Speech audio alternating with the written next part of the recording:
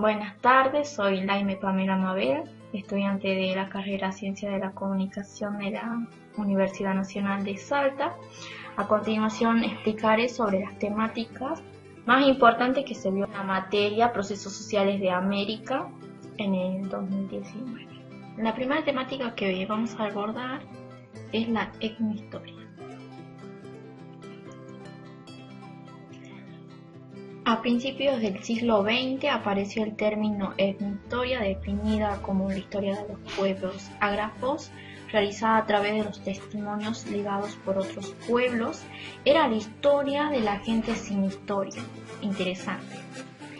Además, era utilizado por antropólogos, historiadores y arqueólogos norteamericanos para describir sus escritos e investigaciones sobre la historia de los aborígenes del Nuevo Mundo.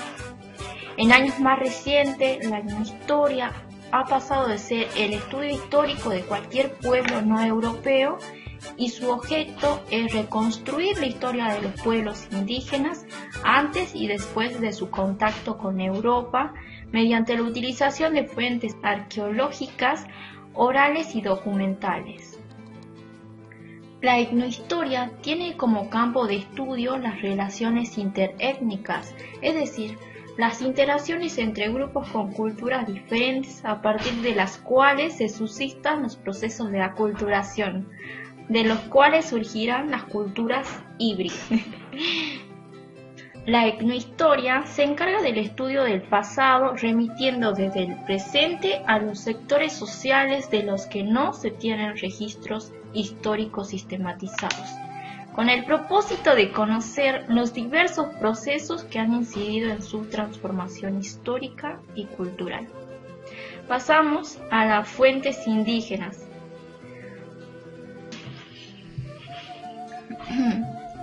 El etnohistoriador proporciona herramientas necesarias para el estudio de las diversas fuentes, fusionando el lenguaje indígena, el cual le plantea problemas de lectura e interpretación cuando los documentos son mezclados al español de la época con una lengua indígena o al latín.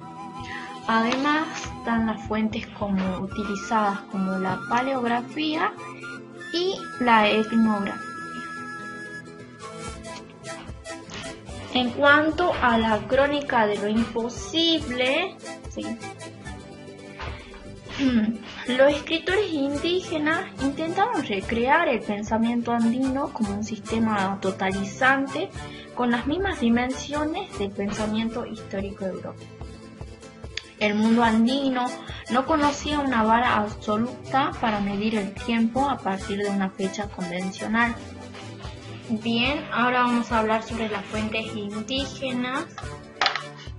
El etnohistoriador proporciona las herramientas necesarias para el estudio de las diversas fuentes, fusionando el lenguaje indígena, el cual le plantea problemas de lectura e interpretación, cuando los documentos se mezclaban el español de la época con una lengua indígena o el latín. También tenemos la paleografía y la etnografía. Es decir, voy a poner el video que siempre me caga. Bueno, acá. Es decir, tenemos el lenguaje indígena, la paleografía y la etnografía. Vamos al tema de la crónica de lo imposible, en donde los escritores indígenas intentaban recrear el pensamiento andino como un sistema totalizante, con las mismas dimensiones del pensamiento histórico europeo. Entonces, por un lado tenemos el mundo andino, que no conocía una vara absoluta para medir el tiempo a partir de una fecha convencional. Pareciera ser que los escritores andinos no intentaban preservar el pensamiento andino, sino que, por el contrario, era recrearlo como un sistema totalizante, que tenía las mismas dimensiones que el pensamiento histórico europeo. Tenemos también, desde la perspectiva de los españoles contemporáneos, que trataban de hacer una narrativa diacrónica aunque estuviera hecha con auténticos materiales andinos, cuyas fuentes de conocimiento se basaban sobre los principios de la cronología absoluta de causa y efecto. Y tenemos también las llamadas crónicas indígenas del Perú, que no son simplemente crónicas escritas por indígenas, puesto que la raíz del conflicto que obra en las crónicas de los indígenas es la divergencia entre las concepciones andinas y europeas de la relación entre lo histórico y lo atemporal.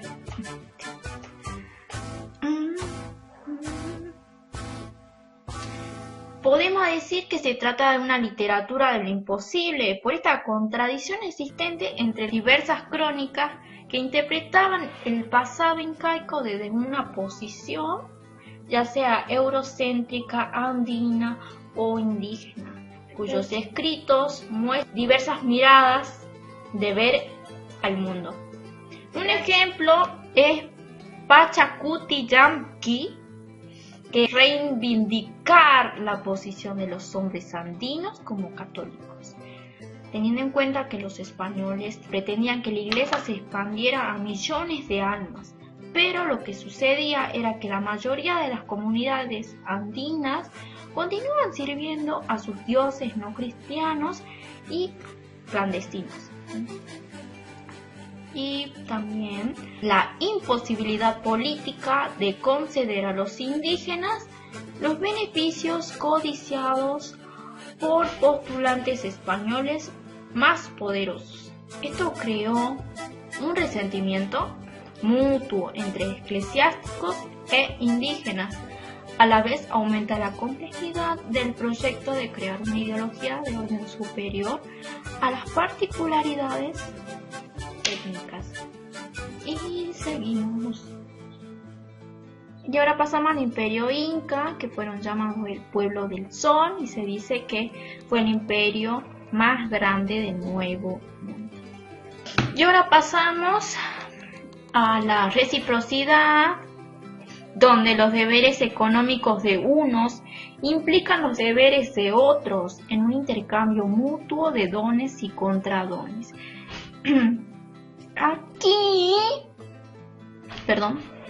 Es decir, la reciprocidad consistía en la ayuda mutua que se brinda a los miembros de la AYU. Por ejemplo, cuando alguien construía su casa podía contar con el apoyo de otros AYU con la promesa de ayudar cuando fuera necesario. La redistribución es el concepto de redistribución. En cambio, supone una jerarquía por una parte, se aplica a grupos y por otra a un centro coordinador. La vida económica es definida aquí por un doble movimiento, centrípeto y centrífugo. Una agrupación en el centro de los productos y posterior difusión de aquellos aportados por los grupos hacia otros grupos. Y aquí podemos decir,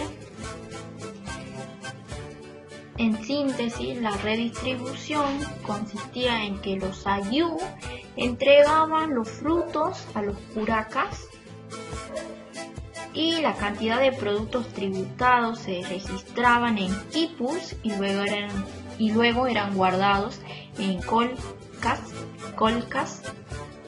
o en depósitos reales. Empíricamente podemos decir que la sociedad inca, la reciprocidad caracteriza la vida económica a nivel de las comunidades rurales y que la redistribución proviene de la organización estatal, hallándose encarnado el centro coordinador por el Inca. Pero la redistribución no se opone a la reciprocidad, sino que se inscribe en su prolongación y funda sobre ella su ideología.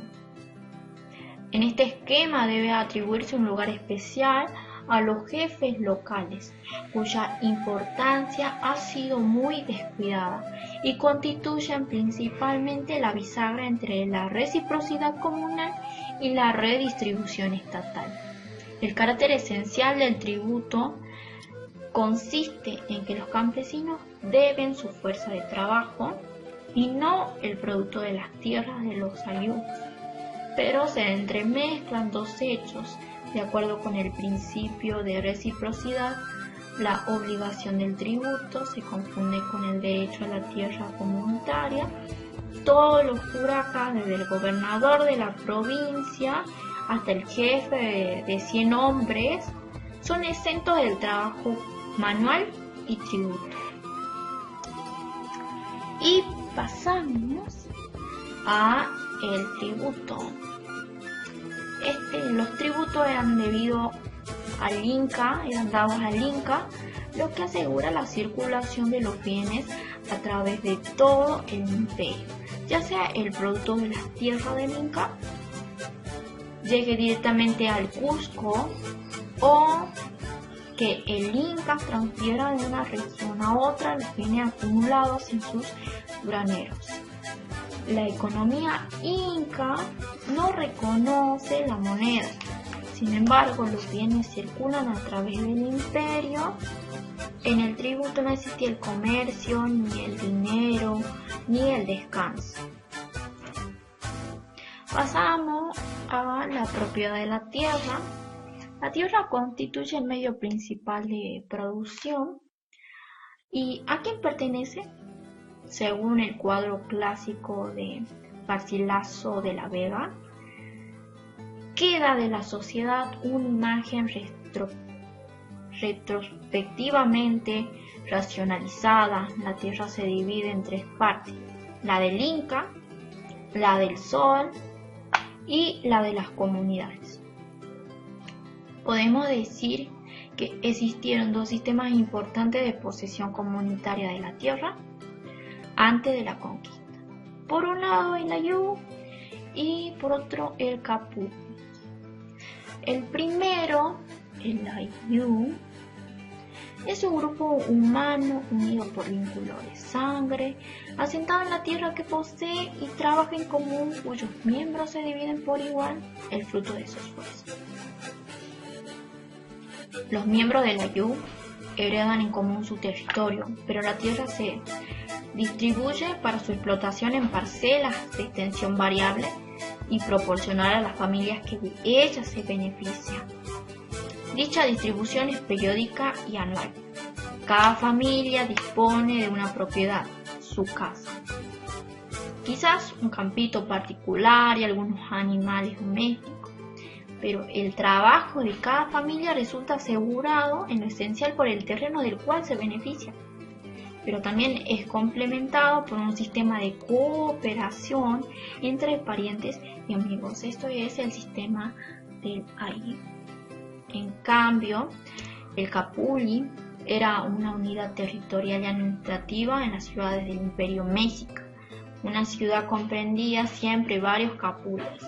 Los capules eran subdivisiones políticos territoriales que funcionaban como unidades corporativas en distintos aspectos económicos, ceremoniales, dentro de la organización social.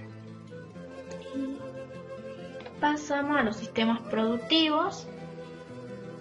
Los sistemas productivos, el Estado y la comunidad rural imponen su huella a la economía inca. Desde el nivel de la producción, el análisis de las fuerzas productivas en el imperio inca es inseparable de las relaciones de producción. Geográficamente, el Perú se nos aparece como un país de contrastes.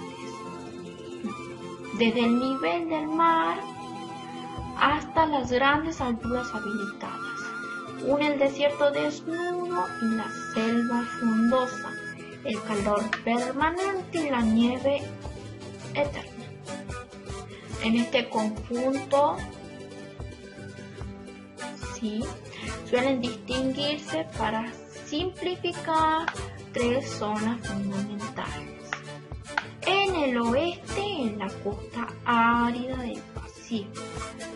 En el centro, la sierra andina, fría y relativamente seca. Y en el este, las colinas y llanuras de la selva tropical, que la vida económica en el imperio inca se define por la coexistencia de dos sistemas de producción.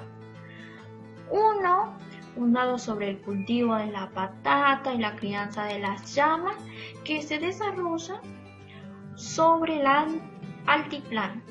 El clima de la puna permite la elaboración del chuño, patatas secadas, alternativamente con frío intenso y con sol, que se observa durante muchos años.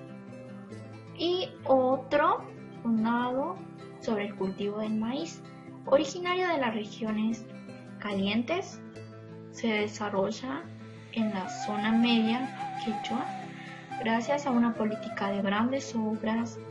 Es un sistema estatal, puesto que el maíz es otro elemento esencial de la agricultura andina. En resumen, la variedad de los suelos y de los climas asegura la diversidad de los productos: maíz, patata, quinoa, oca, crianza de las llamas, etc., que permite un carácter vertical de la economía andina.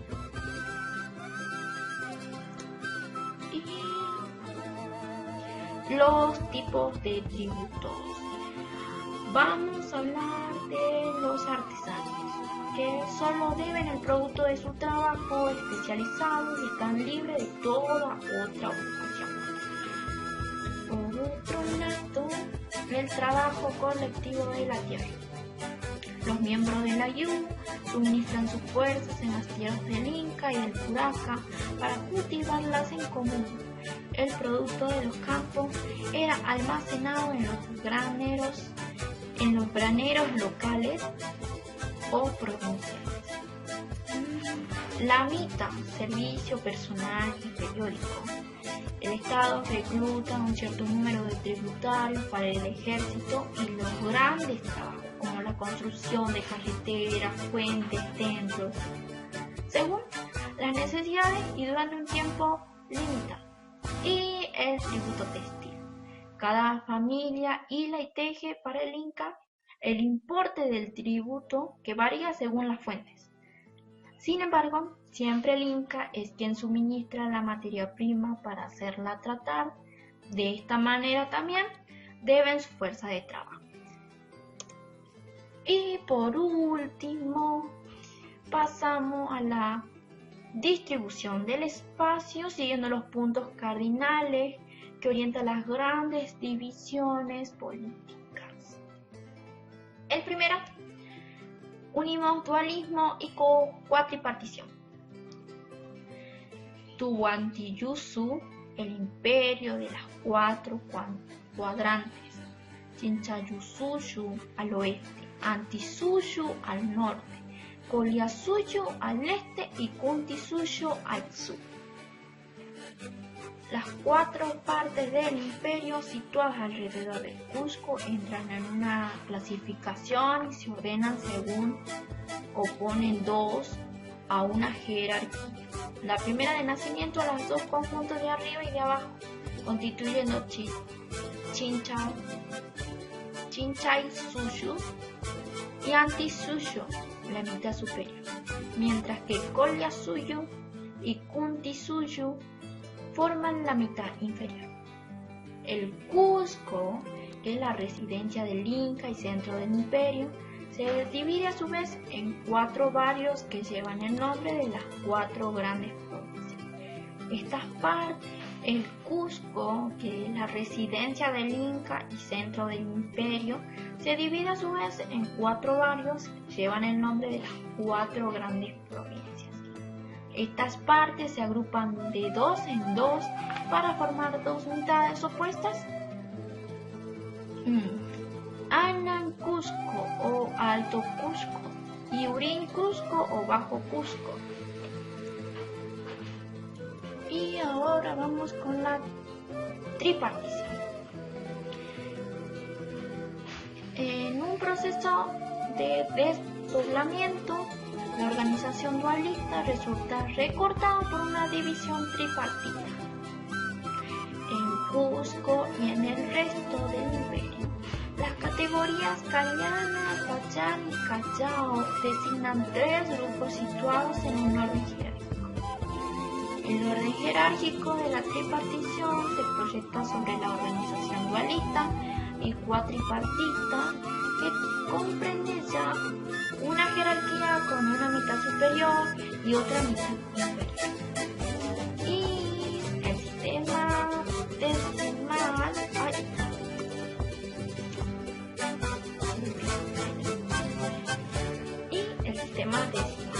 que se basa en una burocracia inca, el censo de la población, gracias a los equipos de la organización política, sobre una base decimal. Son instituciones bien conocidas y su interpretación sigue siendo difícil. Toda la población del imperio se reparte en grupos de 10, 50, 500, 1000, 10.000 y 40.000 tributarios. Cada una de estas unidades está bajo la autoridad de un curaca. A continuación, un video de despedida sobre lo último, los principios organizativos.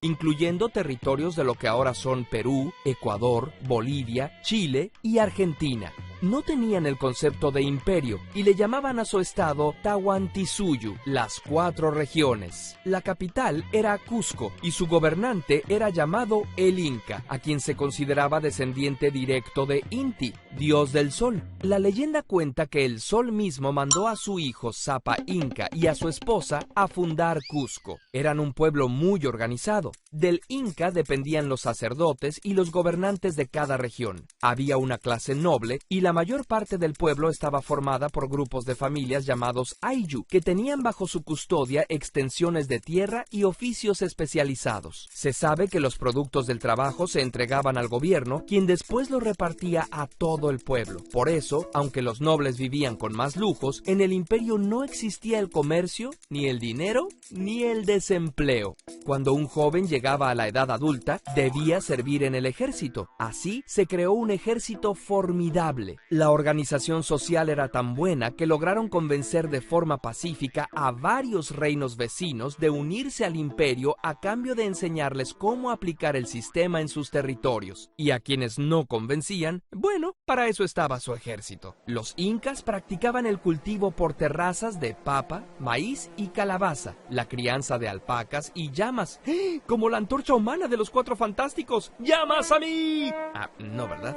Y aunque no trabajaban ni el acero ni el hierro, eran expertos en los textiles que usaban para tejer ropa, armaduras, barcas y cuentas. El oro lo usaban para adornar sus templos y realizar maravillosas artesanías. Lástima que los españoles fundieran muchos de estos trabajos para hacer monedas. Para los incas, la muerte no era más que un pasaje a la siguiente vida, en la que todos aquellos que se adhirieran al código moral inca, no robes, no mientas y no seas flojo, llegarían a vivir en un paraíso bajo el calor del sol. Conservaban las momias de sus gobernantes fallecidos y sus sucesores les tenían gran respeto y hasta les pedían consejo.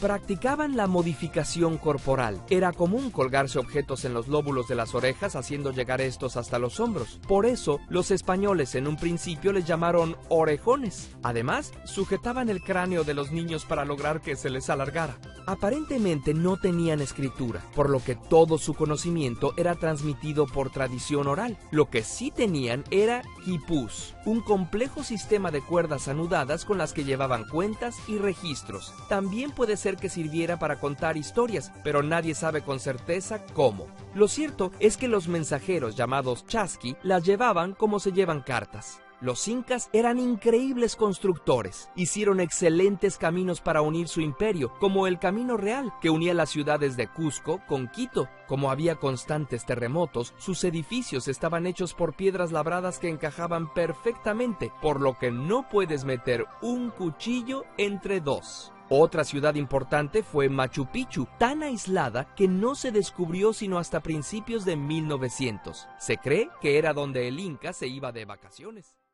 Y así llegamos al final de esta videoconferencia. Y a probar este querido parcial.